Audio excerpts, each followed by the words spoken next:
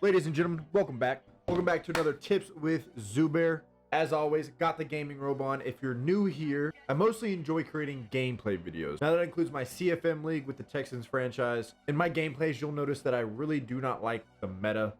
I always stay away from the meta every single year that I play Madden, and I figure out other ways to be competitive. I want to be competitive. Always.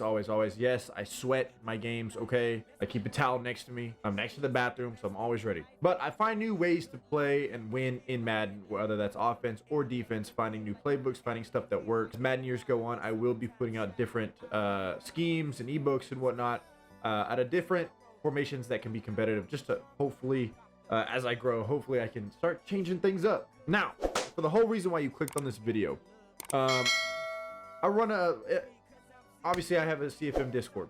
Now, it is my understanding that there's actually a lot more people out there that run coaches' suggestions than I figured. Yes, I'm looking at you, Eagles user. Now, I have 4 different categories on why you should never use and why you should stay away from coaches' suggestions. Number 1 is comfortability. Now, this is number 1 because you won't always be able to have that God squad or the best reg team or the best team in franchise. You won't always have those OP players. Patrick Mahomes at quarterback, AJ Brown at receiver. You won't always be able to have those people to bail you out of a bad scheme or a bad play that you're running. Obviously, run whatever you're comfortable with.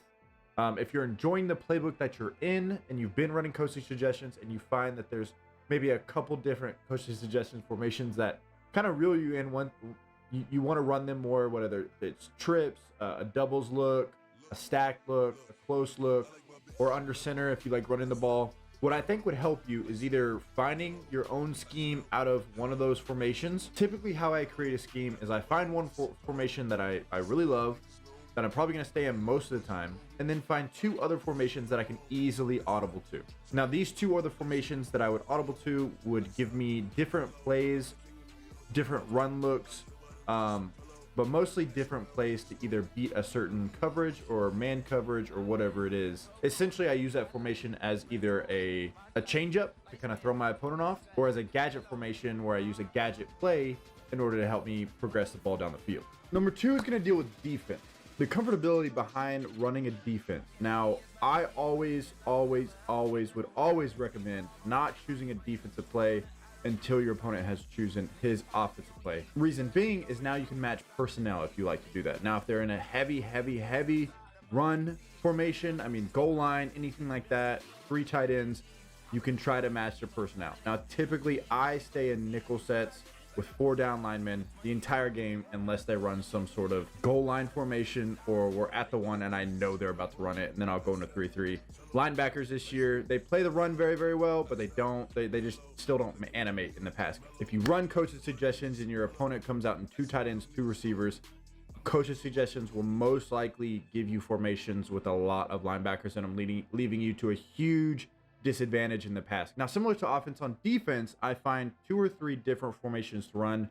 One is going to be like a heavier nickel, like a big nickel over G. There's a 2-4 nickel formation that, because how everybody's spaced apart, it has really good run defense. You can shoot the gaps very well. And then some sort of really heavy pass defense. Dollar, some sort of dime, something with 3 down linemen that you have max people in coverage. I would never suggest rushing 2 linemen, as you will pretty much never even think about getting a shed, leaving your opponent 17 years to make a read. There's a lot of defensive formations that just match up better against trips or bunch or anything like that. So get in there, find out a defense formation that you feel most comfortable in, that you feel very comfortable in making adjustments, as adjustments are key to winning and getting off the field when you're on defense. And guys, to add on to that, as you're running defense as a user, you want to know what your responsibility is, what you have to cover as the user, whether it's the middle of the field, it's the flats, the deep, whatever it is. You want to be able to know ahead of time. As soon as you see the formation they're coming out on, you need to know how you're going to set it up as a user, where you're going to be. Typically, I play the middle of the field, so I can double Mabel, and then the middle of the field is me. And if you throw in the middle of the field, then I'm either making you look silly or you're making me look silly. But regardless, whenever I see what my opponent is coming out in, I know, or I'll figure out what defense I'm going to come out in. And then that'll also help me pick where my user is going to cover. Now, dissecting coverages. Now, this is a big one. If you want me to make a different video on how to dissect different coverages, what works against the different coverages, I can. But as of right now, I'm gonna stick with the theme of the video, all right? Now, this also ties into the comfortability aspect of it, as the more you run a certain formation or a certain 3 formations, the more you're gonna see how that same coverage, cover 4, cover 2, cover 3, man coverage, the easier you're gonna be able to recognize what coverage your opponent is coming out in and what reads you need to be making out of that formation that you are in. Last but not least is timing on your routes. Now, this is a huge one. Wherever you're at in Madden, timing is everything when it comes to routes. There's certain post routes in my playbook that I run right now that on the break, it does not get open, but you give it 3-4 steps and they're booty butt naked open in the middle field, dancing into the end zone. And I would know that if I'm running coaching suggestions and I'm running it every now and then. I'd be throwing it on the break, throwing picks, looking silly, and sticking my head out the window screaming profanities at my neighbor. We don't want any of that. So the more you run a certain formation or a certain 3 formations or 2, whatever it is, the more you're going to get used to the timing of these routes and when they're going to be open, how they're going to be open, where you'll get to the point where a lot of times, honestly, I don't even look. I look at the snap of the ball. I look at what coverage you're in.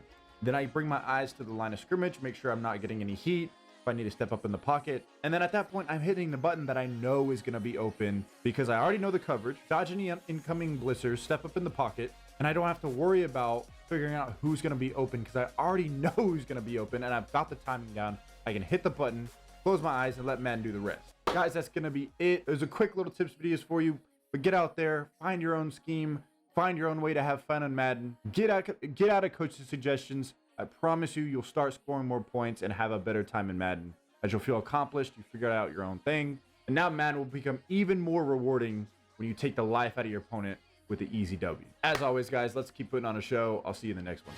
You know what I need, want you to see everything, want you to see